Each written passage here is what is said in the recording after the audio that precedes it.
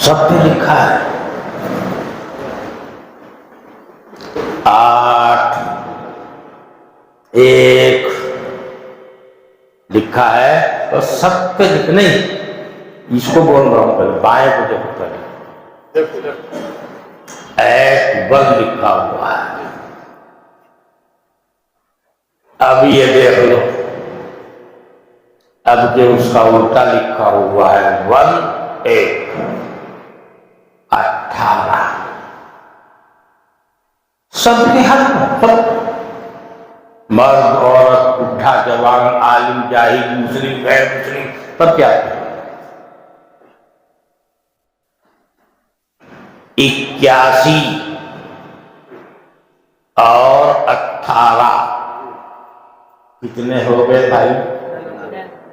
99۔ اللہ کے 99 صفاتی نام۔ کتنے نام ہیں اللہ کے صفاتی؟ اور اس کے ہجے کریے، اس کے نہیں، یہ اللہ ہے کہ نہیں؟ الف لام ہو، اللہ، یہ پنجا اللہ لکھا ہوا سیدھا، ادھر سے دیکھو ادھر سے دیکھو ادھر سے دیکھو اللہ ہے۔ یہ اللہ، اس کو کلمۃ الجلالہ بھی کہتے ہیں۔ یہ اللہ کا ذاتی نام ہے، علم ذاتی جس کو کہتے ہیں۔ کلمۃ الجلالہ بھی اسی کو بولتے ہیں، اسم ذات بھی اسی کو بولتے ہیں۔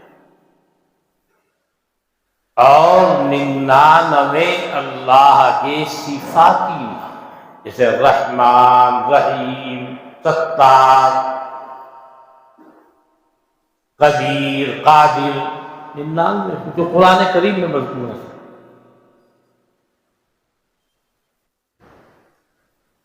اسی کو اللہ فرماتا ہے قرآن میں وَفِي أَنفُسِكُمْ أَفَلَا تُبْصِرُونَ، اے میرے بندو،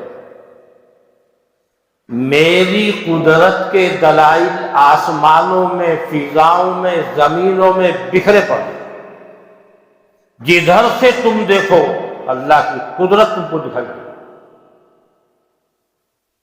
یہاں تک کہ خود تمہارے اندر میری قدرت کے دلائل موجود ہیں، تم غور نہیں کرتے۔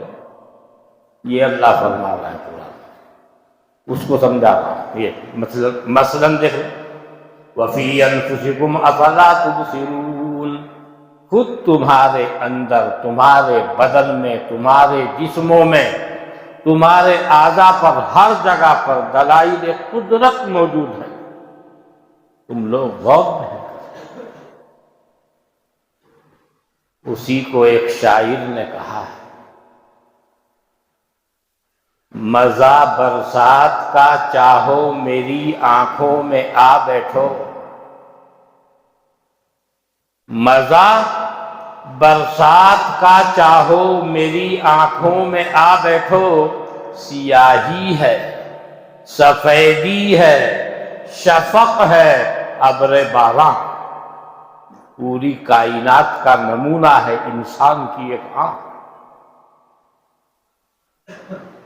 اللہ کی قدرت کی نشانی دیکھیں، پہاڑوں کی جھلک دیکھنی ہو تو آنکھ سے ملے گی، بارش کا منظر دیکھنا ہو تو وہاں ملے گا، گھٹا کا منظر دیکھنا ہو تو وہاں ملے گا، اور وہ تیر کمان ہوتی ہے اور وہ دوسرے رنگ برنگی چیزیں بعض دفعہ گھٹاؤں میں دکھائی دیتی ہیں، اس سب کا اثر دکھائی دے گا۔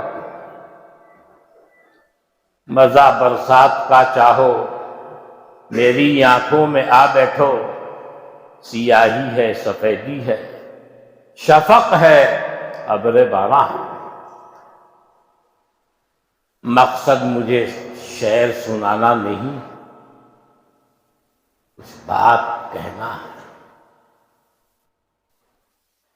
اور بات یہ ہے، ابھی ایک بچہ کچھ دنوں پہلے اللہ نے اپنی قدرت سے رحم میں اس کا استقرار کیا۔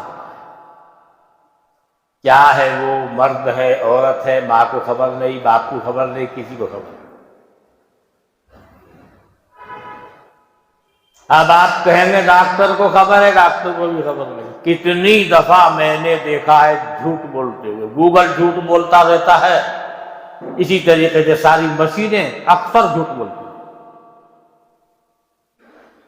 میں سچا واقعہ بتاتا ہوں۔ دیوبند میں ایک ڈاکٹر مجھ سے بہت تعلق رکھتا ہے، محبت رکھتا ہے، اور ہر جمعرات کو میرے پاس ضرور آتا ہے، میرے ساتھ نماز پڑھتا ہے، درود شریف کا وظیفہ ہوتا ہے اس میں بیٹھتا ہے، پھر کچھ نصیحتیں ہوتی ہیں اس میں بیٹھتا ہے، پھر دعا ہوتی ہے، سب میں بیٹھتا ہے، ہمیشہ کا اس کا معمول ہے۔ اچھا ڈاکٹر۔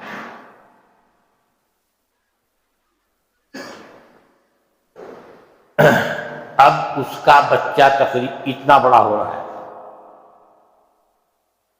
جب وہ ماں کے پیٹ میں تھا اس کا بچہ، وہ میرے پاس ہے ڈاکٹر۔ منشا کیا تھا نہ اس نے بتایا نہ میں نے پوچھا، وہ تو اللہ جانے کیوں پوچھ رہا تھا۔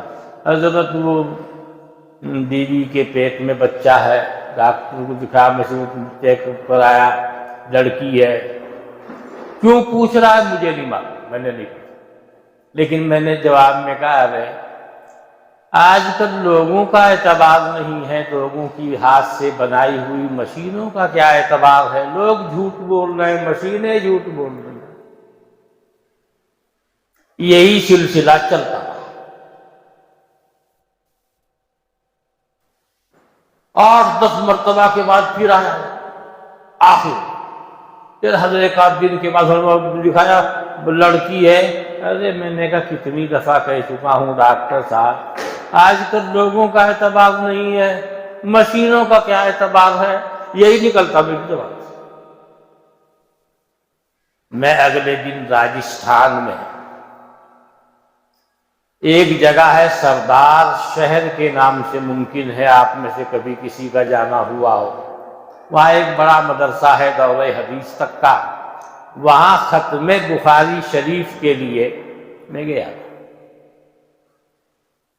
خیر جب میں واپس ہوں تو میرا جو واپسی کا ٹکٹ تھا ٹرین سے، اے سی کا ٹکٹ تھا لیکن وہ کنفرم نہیں ہو پایا، حضرت ٹکٹ کنفرم نہیں ہوا۔ میں کہا پھر ہم آپ کو کار سے چھوڑ دیتے ہیں، لمبا سفر تھا۔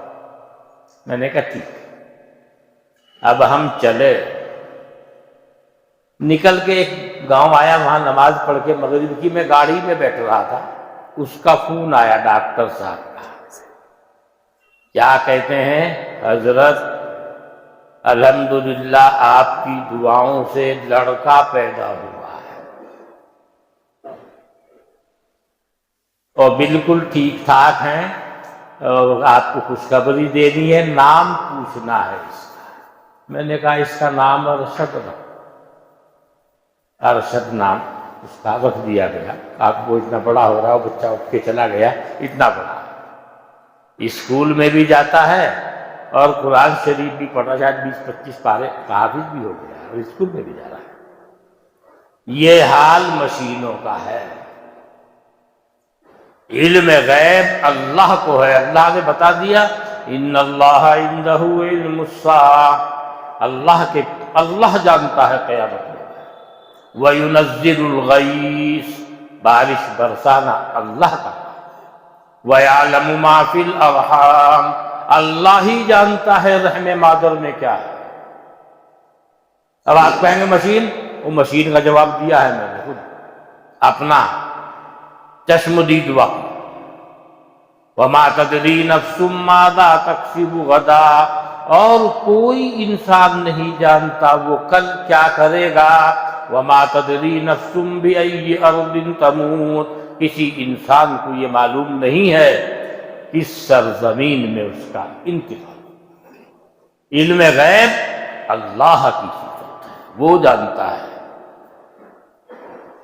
خیر میرے بھائی، اللہ ہمارا مالک ہے، خالق ہے، رازق ہے، اس کی زمین پر رہتے ہیں، اس کا کھاتے ہیں، اس کا پیتے ہیں، اس کی بنائی ہوئی ہر چیز استعمال کرتے ہیں۔ انسان کی اور مخلوق کی طاقت سے باہر ہے کہ اللہ کی ملکیت سے باہر ہو جائے، نہیں جاتا۔ کہاں جائے گا؟ وہ تو اللہ کی ملکیت ہے۔ نہ کوئی فرشتہ اس کی ملکیت سے باہر ہو سکتا ہے، نہ شیطان اس کی ملکیت سے باہر ہو سکتا ہے۔ مجبور اس کی ملکیت کے علاوہ کچھ ہے؟ جہاں بھی جاؤ، زمین کے نیچے جاؤ تو وہ مالک، فضائیہ میں وہ مالک، آسمانوں میں وہ مالک، آخرت کا وہ مالک، قبر میں وہاں وہ مالک، ہر جگہ کا مالک کوئی۔ سمندر میں جاؤ تو اس کی ملکیت کہیں چلے، اسی اللہ نے کمزور سے انسان پر بڑا کرم فرمایا۔ انسان تو بہت کمزور ہے، ذرا سا لوہا اس کے بدن میں لگا دو مر جائے گا، جیسا کہ آپ دیکھتے ہیں بہت کمزور، سردی برداشت نہیں کر سکتا، گرمی برداشت نہیں کر سکتا، زیادہ کھا لے تو بے چین، کھانے کو نہ ملے تو بے چین، اٹھا نہیں جاتا ہے۔ یہ سب کمزوری کی ہے۔ لیکن بھائی، حضرت مولائے روم نے مثنوی شریف میں ایک شعر لکھا ہے: روبہے کے ہست اورا شیر پشت، بشکند کلا پلنگا و بمشت۔ لومڑی، لومڑی جانتے ہیں نا؟ لومڑی بولتے ہوں گے یہاں بھی، وہ گیدڑ سے چھوٹی ہوتی ہے، بڑی چالاک ہوتی ہے وہ۔ لومڑی کو شیر نے کہا کہ آج سے میری تیری پکی دوست، میں تیرا تو میری پکی دوست۔ جب شیر یہ کہہ دے گا لومڑی سے تو پھر لومڑی کا دماغ دھرتی پہ رہے گا۔ اب لومڑی کے سامنے کو گزرتا ہے چیتا، چیتے سے لومڑی کہتی ہے: اے کون جا رہا ہے یہ؟ ٹھیک ٹھیک چل، گردن جھکا کے، نہیں تو پنجہ مار کر تیرا کلہ توڑ دوں۔ اس سے کہہ رہی ہے؟ چیتے سے۔ چیتا تو بہت طاقتور ہے بھائی، وہ تو ایسا ہی ہے جیسا کہ گویا کے شیر، مگر شیر تو شیر ہی ہوتا ہے۔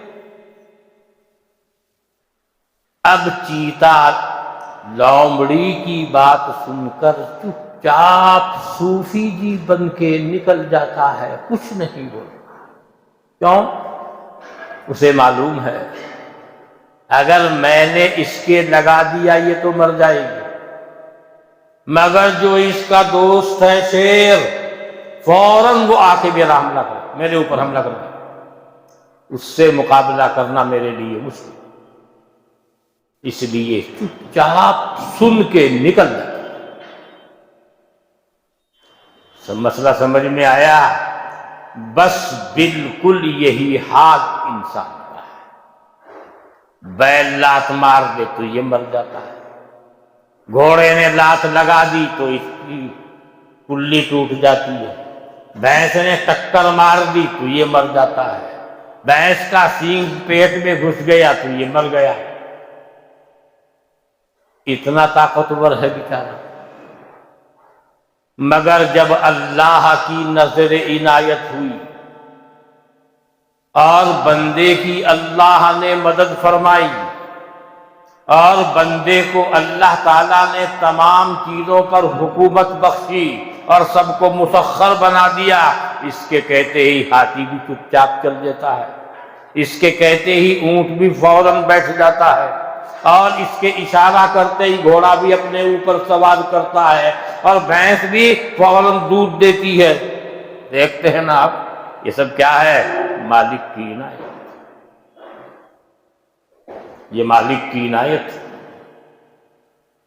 جن اتنی طاقتور مخلوق ہے اس کے سامنے بے بس ہے، شیطان اتنا طاقتور ہے اس کے سامنے بے بس ہے، اور فرشتے تو معصوم بھی ہیں، بالکل معصوم ہیں، بڑے طاقتور ہیں، مگر اللہ نے کہا نہیں، میرا خاص بندہ اور نمائندہ اور میرا خلیفہ زمین کے اندر انسان ہے، خلافت انسان کسی کو نہیں۔ بالکل وہی مسئلہ ہے جو لومڑی کا اور شیر کا، کوئی کتنا طاقتور ہو، اللہ کہتا مجھے نہیں چاہیے طاقتور، میں تو اپنے کمزور سے بندے سے سارے کام لوں گا۔ لیے سارے نبی سب انسان ہیں، بڑے بڑے اللہ والے گزرے، امت محمدیہ میں بھی ایک سے ایک اللہ والے، اللہ کی مدد شامل حال، شیطان بھی بے بس، اللہ کی مدد شامل حال، اللہ کی مدد شامل حال ہوئی۔ کمزور سے بابا جی آدم کے سامنے اللہ تعالیٰ نے تمام فرشتوں کو جھکا دیا، سجدہ کرو اسے، یہ روئے زمین پر میرا نمائندہ اور میرا خلیفہ، سجدہ کرو۔ شیطان نے سجدہ کرنے سے منع کیا، راندے درگاہ میں، ہمارا حکم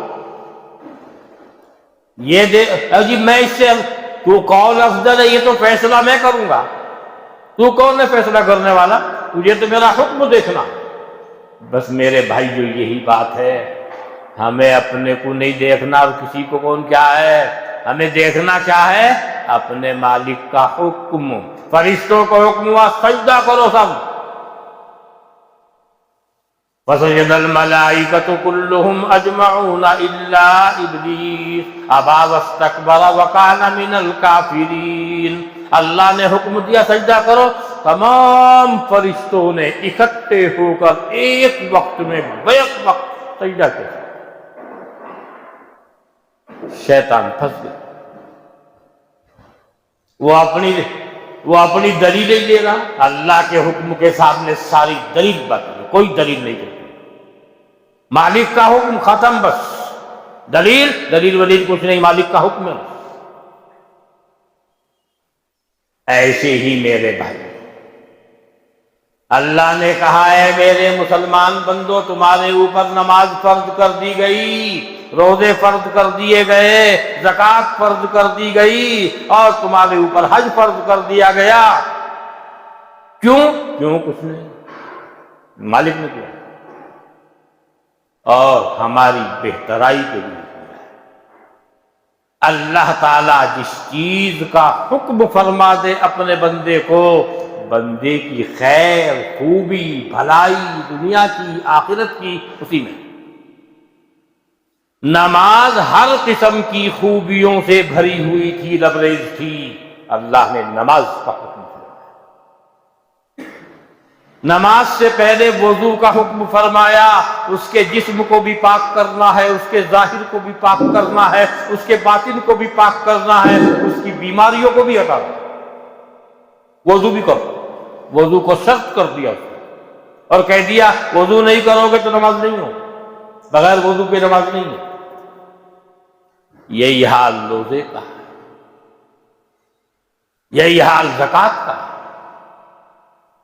یہی حال، جہاں بھی جو حکم ہو وہاں بندے کی بندگی کا تقاضا، ہم بندے ہیں، بندے کا کام بندگی، ماننا مالک کا حکم، ہماری سمجھ میں آئے نہ آئے، بہت سی باتیں نہیں سمجھ میں آئے، مگر مالک نے حکم دے دی، وہ کرنا پڑے، ہماری سمجھ میں نہیں آ رہا ہے، وہ ہماری سمجھ کا قصور، اللہ نے حکم فرما دیا، وہ اللہ کا علم ہے، وہ اس میں خیر ہی خیر ہے، اللہ اسی چیز کا حکم کرے گا جس میں خیر ہی خیر ہو، اور جس چیز کے اندر بندے کا نقصان ہو اللہ تعالیٰ خود منع کر دے گا۔ جھوٹ سے منع کر دیا، غیبت کو حرام کر دیا، چغلی کو حرام کر دیا، بہتان لگانے کو حرام کر دیا، دھوکہ دینے کو حکم حرام کر دیا، اور کسی کو دھوکہ دینا کاروبار میں فلاں میں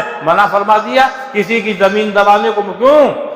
زمین دبا کر دیکھ لو، کسی کو نقصان پہنچا کر دیکھ لو، دنیا میں بھی بھگتنا پڑے گا، آخرت میں بھی بھگتنا پڑے گا، چھوڑتا وہ ہے نہیں، ڈھیل تو دے دے مگر جب پکڑتا ہے بچا نہیں سکتا، ایسے پکڑتا ہے، کوئی شکل پھر بچنے کی نہیں، ساری طاقتیں اور حکومتیں رکھی رہی۔ فرعون کا واقعہ آپ نے سنا ہے، قوم سمود و عاد کے واقعات قرآن کریم کے اندر موجود ہیں، نمرود کا کیا حشر ہوا وہ بھی آپ کے سامنے ہے۔ جنگ بدر میں کفار مکہ کا جو اتنے طاقتور تھے، کمزور تھے مسلمانوں کے مقابلے پر، اللہ تعالیٰ نے حلیہ خراب کر دیا، ایسی مدد فرما دی اپنے نہتے مسلمان بندوں کی کہ ساری دنیا سکتے میں پڑ گئی۔ اللہ جس کی مدد کر تو دنیا کے سامنے تھوڑا سا جھٹکا تنبیہ مسلمانوں کو اللہ نے ایک جگہ دیا ہے، جنگ احد، تھوڑا سا جھٹکا دیا ہے تاکہ آئندہ کے لیے میرے بندے بالکل ذرا سی کوئی بھول چوک نہ کر سکے، اس میں ایک مسئلہ تھا، لہذا جو اللہ کا مقصد تھا وہ پورا ہو گیا اور ان کی سمجھ میں آ گیا اگر ہم اپنے پیغمبر کی مرضی کے خلاف چلیں گے تو نقصان اٹھانا پڑے گا، وہی سمجھانا مقصد تھا، اللہ کو سمجھا دیا، پھر بڑے سے بڑی طاقت سے اڑو اور کہیں بھی شکست نہیں ہو، کیوں؟ اللہ کی مدد کی ساتھ، اور اللہ جس کی مدد کر دے کون اس سے مقابلہ کر لے گا بھائی؟ پھر نہیں ہوتا کسی سے بھی مقابلہ اگر اللہ کی مدد ہو گئی تو میرے بھائی نعمت کی قدر کرو، رمضان کا مہینہ آ رہا ہے، اللہ کا کلام زندہ معجزہ، حضور اقدس صلی اللہ علیہ وسلم کی نبوت کا جوں کا تو جیسے نازل ہوا جوں کا تو محفوظ ہے اور محفوظ رہے گا، قدر کرو، اسے تراویح میں بھی سننا ہے، جو لوگ پڑھنا جانتے ہیں اسے رمضان میں تلاوت بھی کرنا ہے، گھر کے بچوں کو، بچیوں کو، مردوں کو، عورتوں کو بھی سمجھانا ہے، قرآن پڑھو، اس لیے کہ رمضان کا مہینہ قرآن کا مہینہ، اللہ سے تعلق دو، جب بندہ سچے دل سے اللہ سے تعلق جوڑے گا اللہ اس کی مدد فرمائے گا، اور جس کی مدد اللہ فرمائے پھر اس کا کسی سے کچھ نہیں، اور یہ اللہ کا وعدہ ہے بندے مجھ سے تعلق رکھیں گے میں مدد کر دوں گا، میں کہہ دوں گا ارے کہے کو گھبرا رہا ہے، میں ہوں نا، اپنا کام کرو، یہ جو حالات ہیں میں خود دیکھ لوں گا،